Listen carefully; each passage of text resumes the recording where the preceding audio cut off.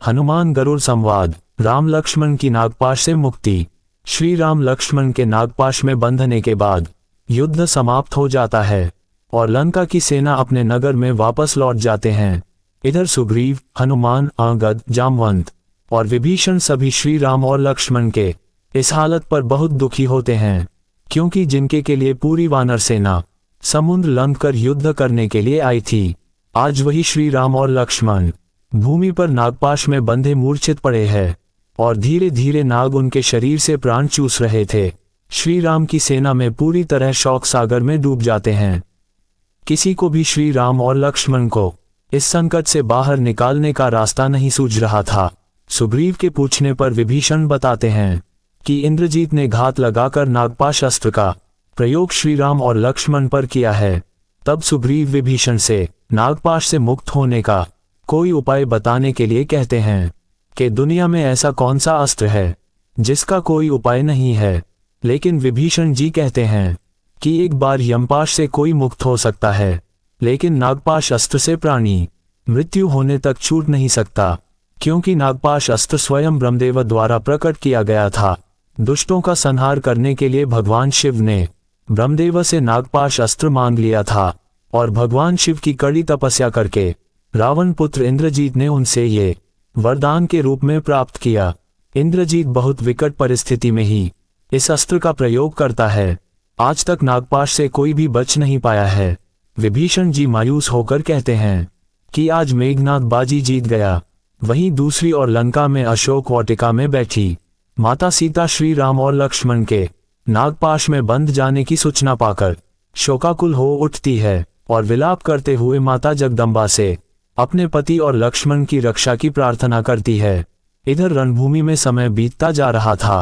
पूरी वानर सेना श्री राम और लक्ष्मण के इस हालत से मायूस हो चुकी थी।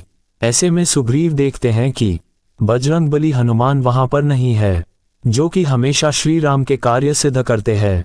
सुग्रीव पूछते हैं कि संकट मोचन महाबली हनुमान कहाँ है, जब उनके आराध्य श्री राम पर इतना घनघोर संकट छाया है। वही हनुमान श्री राम और लक्ष्मण के नागपाश में बंधने के बाद ही कुछ विचार करके पहले ही बिना समय गवाएं सीधे भगवान विष्णु के वाहन और पक्षी श्रेष्ठ गरुड़ के पास पहुंच जाते हैं।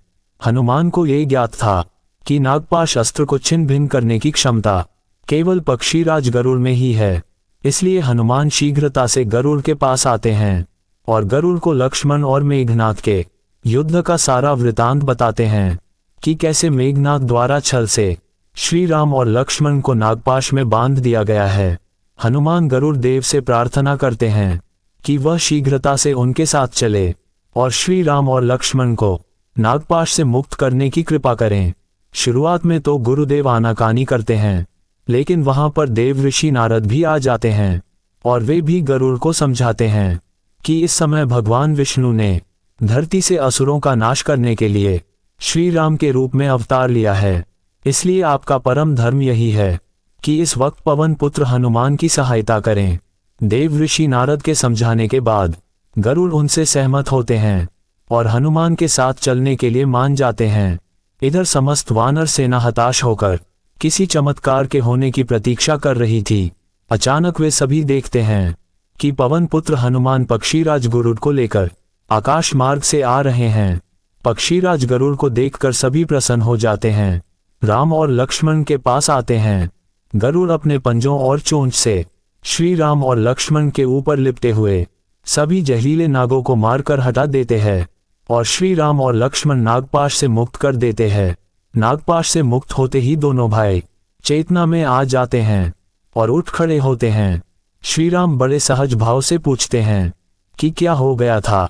तब सुग्रीव उन्हें बताते हैं कि मेघनाथ ने आप दोनों को नागपाश अस्त्र द्वारा बांध दिया था। हम सब हिम्मत हार चुके थे, लेकिन पक्षीराज गरुड़ ने आप दोनों को नागपाश से मुक्त करके नया जीवन दान दिया है। तब श्री राम पक्षीराज गरुड़ का धन्यवाद करते हैं और बोलते हैं कि हे पक्षीराज, हमारा और आपका कोई संबंध ना होते हुए भी आपने निश्चल भाव से हमारे प्राणों की रक्षा की है। हम सदैव आपके आभारी रहेंगे। पक्षीराज गरुड़ कहते हैं कि हे मर्यादा पुरुषोत्तम राम, आभार प्रकट करके कृपया मुझे लज्जित ना करें, क्योंकि मैं तो आपका ही सेवक हूँ। जब आप अपने इस अवतार को पूरा करके अपने परमधाम में चले जाएंगे तब आप हम दोनों के स्वामी और सेवक के संबंध को पहचान जाएंगे। तब गरुड़ श्री राम से विनती करता है कि कृपया इन राक्षसों से सतर्क होकर युद्ध करें, क्योंकि यह किसी भी छल तथा मायावी रूप में युद्ध कर सकते हैं, जबकि आप मर्यादा पुरुषोत्तम है और युद्ध में भी मर्यादा का पालन करने वाले हैं।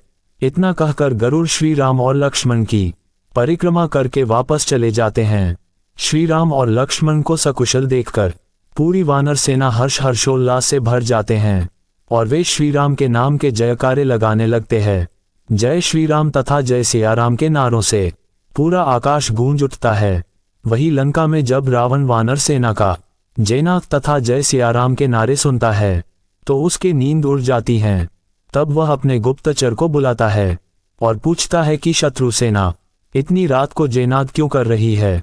तब रावण का गुप्तचर बताता है कि राम और लक्ष्मण पर जो संकट आया था वह टल गया है, इसलिए पूरी वानर सेना खुशी से जयनाद कर रही है। तब रावण पूछता है कि यह असंभव है, नागपाश से कोई भी मुक्त नहीं हो सकता, ये संभव कैसे हुआ। तब गुप्तचर शुक रावण को बताता है कि विष्णु के अवतार गरुड़ ने राम और लक्ष्मण को नागपाश से मुक्त कर दिया है। दोस्तों, उम्मीद है कि आपको यह वीडियो पसंद आया होगा।